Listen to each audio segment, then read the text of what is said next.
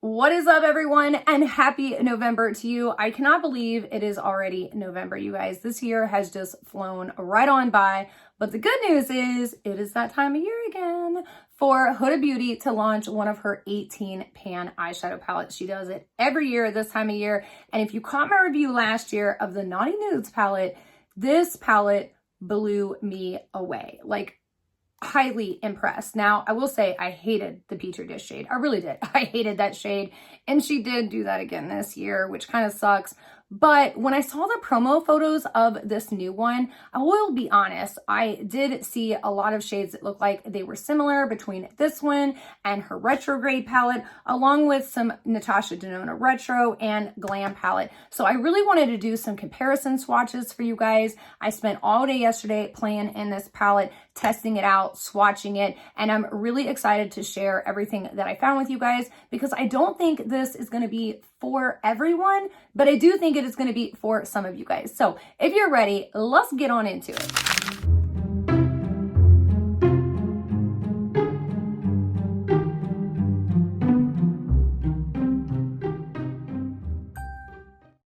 Welcome back, you guys. If you're new here, my name is Alexandra, and I just love testing, trying out, investigating, and getting down to the finer details of makeup launches when they release. So if that sounds like something you're interested in, then definitely hit that subscribe button. I would love to have you join our little family, and let's get into talking about the Rose Quartz palette by Huda Beauty. Now, of course, I will have timestamps linked down below in the description box, so that way if you're looking for something specific like the try on or the comparison swatches, it'll all be linked down below for you guys. Now, I do want to give a just big kudos and respect and appreciation to Huda for keeping this price point the same at $67 because I know, that could not have been easy, especially with everything going on right now with inflation and gas prices and shipping and production costs.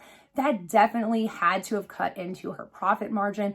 She has consistently for the last, 3 or 4 years now, even longer, I think, kept that $67 price tag and has not raised it by even $1. And she continually launches these right before the Sephora VIB sale. And I just feel like that people don't give her enough respect and appreciation for that. So thank you very much, Huda, for doing that. We do appreciate it, girl. All right, so let's talk about this palette. Of course, it's 18 pan eyeshadow palette. She did put another one of those shades in there. I'm going to be honest, you guys, I'm not the biggest fan of the Petri dish shade. I just didn't get a lot of payoff on last year's. And even this year, like you guys see, I'm like really pushing into it.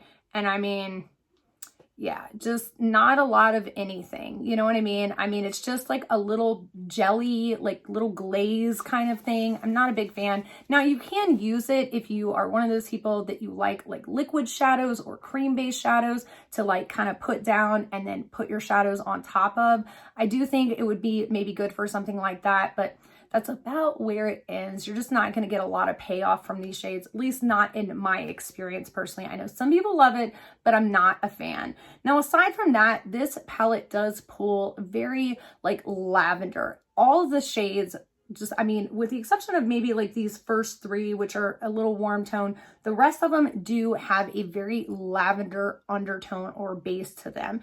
And I really personally like that for my skin tone. Now, I am part Blackfoot Indian and I'm also part Italian. So I do have a neutral undertone, but I have a natural redness to my skin. And I also have a little bit of that olive tone there too. So something like this just looks absolutely incredible on my skin tone. But I think, again, it's really going to matter what kind of skin tone you have on whether or not this is going to appeal to you. Because, and I'll give you guys a good example, like the Natasha Denona Glam palette.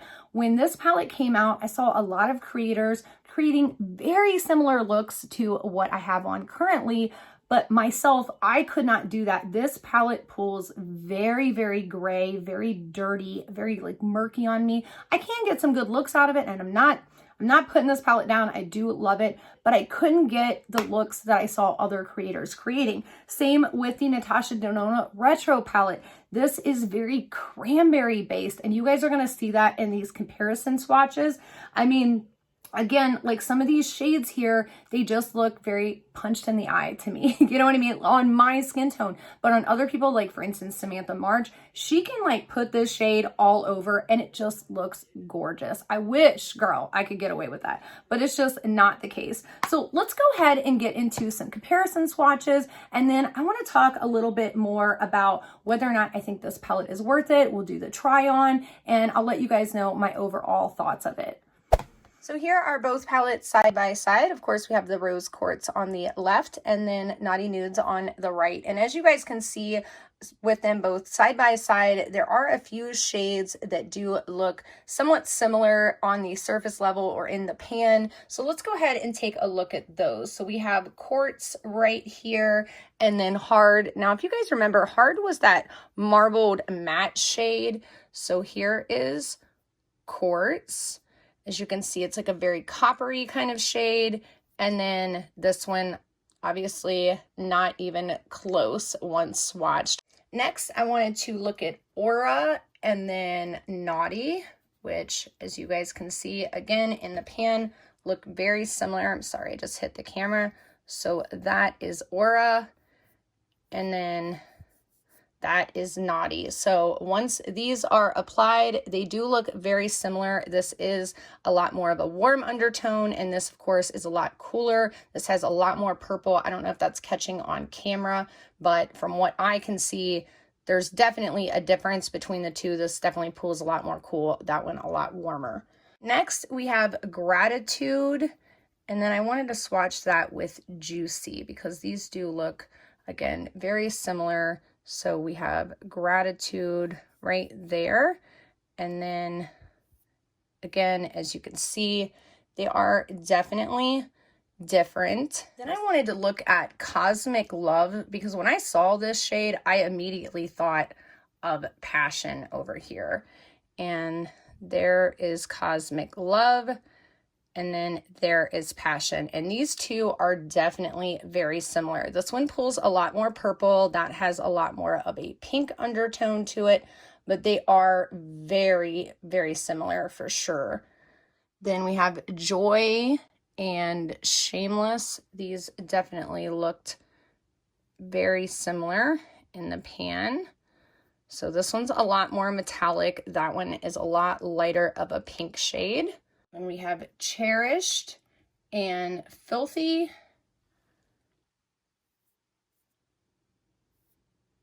And then the last one, we have Self-Love and then Flower Power.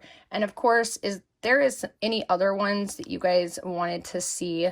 So yeah, this is a lot more gold and that is definitely a lot more pinky there. So those are all the shades that look similar in the pan, swatched side by side. Next up, we're going to compare the Rose Quartz to the Natasha Denona Retro palette because I did see a lot of people wanting comparisons of these two. And just so you guys can see, I have plenty of pigment on both of my fingers. I'm not trying to shade any brands. I really love both of these palettes, but they do swatch a little different. As you guys can see, now that are both shades, and as you can see, there's definitely a difference. This is a lot more of like a purpley gray undertone, and that's more of that cranberry undertone. Next up, we have Radiate and then Nude Mauve. So here is Radiate, and there is Nude Mauve, which as you can tell, obviously there is some significant differences. Let's do Serenity.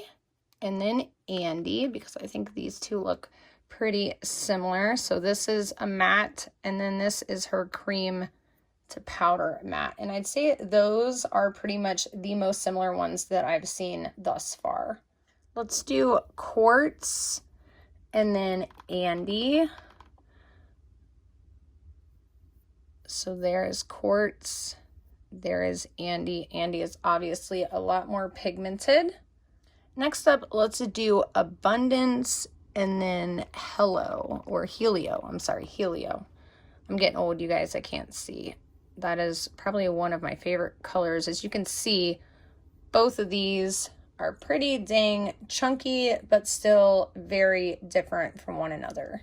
Let's do Energized and then Jude. So here is Energized and Jude. Jude is a lot more, I'd say, true silver, where that is definitely like more of a rosy gold with a silver. And let's do Mantra with Apart. And again, this Apart shade is one of those cream to powder, whereas this one is just a powder. And then lastly, let's do Joy and Glitz. Now, Glitz is more of like a topper shade. Really, I'd say they both are. And just for kicks and giggles, let's go ahead and put Psychedelic right next to it. So you guys can see those right there. Obviously, some clear differences. And those are all of the Natasha Denona here on the bottom, the Retro palette, and then the Rose Quartz by Huda Beauty on top. Lastly, I wanted to show you guys the Natasha Denona Glam palette and next to the Rose Quartz. And then I went ahead and swatched a few just so you guys can see side by side kind of what I'm talking about with these undertones. Even though the shades may look somewhat similar in the pan, when they're actually swatched onto the skin, there is some definite differences in their tones. Like these definitely have more of a lilac undertone, and these are definitely more of a gray undertone. Now you do have like this one, which has got some pink in it, and that one with some gold, but overall, this definitely pulls more gray. This one definitely pulls more of that lilac purple. A lot of these shades have that lilac purple undertone. So I'm just gonna apologize now if you guys hear a TV in the background. It's actually in the other room. Our walls are super paper thin here, and my 2.5-year-old is watching Elf on the Shelf for the 500th millionth time. So if you have kids, I'm sure you can relate and you understand. We're just gonna roll through it. You know what I'm saying? So as you guys saw from the comparison swatches between this one and the Naughty Nudes palette, there's not as many repeat shades as I thought there was gonna be. Like, I mean, I couldn't find any. Like, there were some that had some similarities, but even like when I was playing around with these yesterday, swatching them and applying them, I could not recreate the same looks. Same with the Natasha Denona Retro palette. There is one shade, and they are different as far as formulas because the shade in the Retro palette is that, you know, cream to powder formula, and this one is just a powder shadow. So those are the only ones that looked identical though. The rest of them look very different. So I think it is really going to depend on your skin tone on whether or not this is going to be something that you're going to be interested in. If you like this kind of color story, you like those lavender undertone shades, then yes, this is going to be it. If you have a similar skin tone to me and you have a hard time creating looks like this with that like silver cool toned, but still like a little pinky purple, you know, behind it, this is going to be it. But if you have a more like really warm undertone skin or even super cool undertone skin, I would probably go with the Retro palette by Natasha Denona. I wish I, you know, could create some of the looks that I see some of the other creators creating with this palette.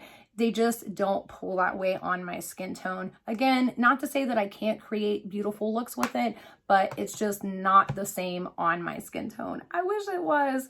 Now, the only other thing I do want to point out is the fact that this Cosmic Love and Moon Magic shade here, as you guys can see, they look very different in the pan and even when they are swatched. However, when I was playing around with this palette yesterday, I had put this Cosmic Love and Moon shade on, and they just melted into one another. Like, you could not tell one from the other at all. And I'll show you guys that clip. I mean, it's just, yeah, it was very aggravating, actually. I'm like, no. The other thing that I wanted to point out is some of these shades, especially on the metallics and stuff, are very different. The consistency of them are different, like Empowered and then Abundance here. I mean, they're super creamy, super, I mean, smooth and metallic, as you guys can see, and I'm sure saw in the swatches. You don't need to wet your brush. You can apply with a brush, you can apply with your finger. It does not matter. But some of these other shades, for instance, like Moon Magic and then Cosmic Love here, they are that like super paper thin. Like, do you guys see that? Where when I turn my hand, they almost kind of disappear a little bit because they're that like, I would say it's like almost like a paper metallic. They're just very, very thin. So you are definitely going to have to wet your brush with those shades. Now the mattes, just absolutely impeccable. I mean, her 18 pan eyeshadow palettes, she really formulates with just love and care, and they are amazing and they blend out beautifully. The other thing is they have just absolute impeccable lasting power. I always test these out. I'll put one eye look on one eye look on the other. I go to sleep in it, and I'll show you guys a clip from this morning when I woke up. A lot of my makeup had wore off, but you guys could still see my eyeshadow perfectly. You could still see everything, like a little bit of the crease blending shade was gone, but the rest of it was still there and very much here. You know what I mean? So yeah, I have to give her credit. Like I said, where credit is due. I wish she would not do these shades anymore, but that's me. I do know that some people really love them. I'm just not a big fan of them. The other thing that I really would have liked to seen in this palette was some more of those marbled matte shades, because that shade last year, this hard shade right here, I just love it. I don't have anything like it in my collection. Like, I mean, it is kind of like the cream to powders, sort of, in the Natasha Denona, but not quite. They're just a little different, and I actually prefer the marbled mattes. I mean, I do love the cream to powders, but I prefer that marble matte. Like, if I could only pick one, I would like the marbled matte formula. Like, I would really like a palette with 5 or 6 of those marbled mattes. So Huda, if you're listening, I would love to see some more of that, girl. So that is all I have for you guys today. I'm going to show you guys how I created this look. So if you are curious, then definitely stay tuned. Let me know down below if you are planning on picking up the Rose Quartz palette. Hopefully this video was helpful for you on deciding whether or not this is something for your skin tone or for your color story, if this is something that you like. And again, you guys definitely make sure you wait for that Sephora VIB sale. It's just in a couple of days. It starts November 5th. And then let me know if you guys would like to see a video on my picks and what I'm planning on picking up during the Sephora VIB sale, or if you would like a sale shopping tips or tricks video, because I've been meaning to do one of those. I've been meaning to do one, and I definitely think there are some things to know about shopping that Sephora VIB sale that a lot of people don't know and don't realize, and they end up kind of screwing themselves because you want to get the most, you know, the most bang for your buck kind of thing. All right, that is all I have for you guys today. Again, I really hope you enjoyed this, and until next time, see ya. All right, of course, to save time, I went ahead and put on my P. Louise base in Rumor 01, and I'm going to take my Refer 15 and dip that into Serenity. And I have to be honest, you guys, I am actually really excited for this palette. Like, I mean, I'm gonna be honest, I wasn't super excited when I very first saw it. I was like, oh my God, this really does look more of the same. I can see what everybody was talking about. But when I actually looked at and compared and did some comparison swatches for this video for you guys of the Naughty Nudes and this palette, this is definitely a lot more cool tone, but it is not that those like cool tone, like berry shades. That color is so pretty. So this is, again, Serenity. And yeah, I'm actually really excited. It's like, it's just different. It is different. I will say, I don't know if I have shades like these in the rest of my collection. Quite a few of them when I was swatching, which is surprising because I have a rather large collection. The next shade I want to go into is Precious, and I'm going to put that on my Refer 14, and I'm just gonna start stamping that out here. I'm not really going for like a super, I guess, cohesive, crazy look. I just want to see how well some of these shades really layer and stack down on top of each other. Also, what kind of depth we can get with the palette. So that's really what I try to do when I very first am using a palette for the first time. So I'm just kind of spinning my brush around just to make sure that I get all that pigment off of it, stamped onto the eye. And then I'm gonna raise my eyebrow up and just blend in a little bit. If you're over 30 and you have some wrinkles, you can always lift your eyebrow this way or just try to raise it. I got Botox a little bit ago for headaches, and I don't have, like, I have a little bit of lift on this side, but I don't have any on that side, which kind of stinks sometimes. So I have to pull my eyebrows up myself because that's essentially what Botox does. And just a little trick for those of you guys out there, if you have insurance and you do have bad headaches, you can get your insurance to pay for Botox that way. Just an FYI. I'm going to take a Sigma E54 and I'm going to dip that into Empowered.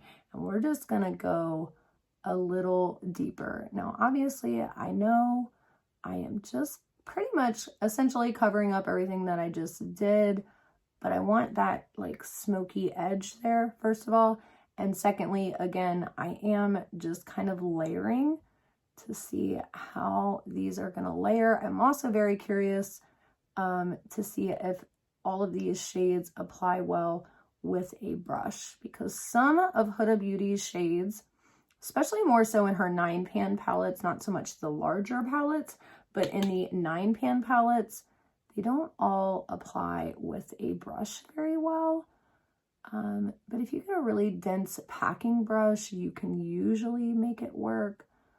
This, yeah, no, this looks really good. And this is packing on very nicely. Like, I swiped and packed.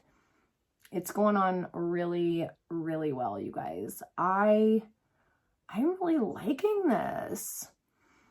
I'm liking this. Now I'm going to take my Alamar Cosmetics brush and I'm going to dip that into Abundance.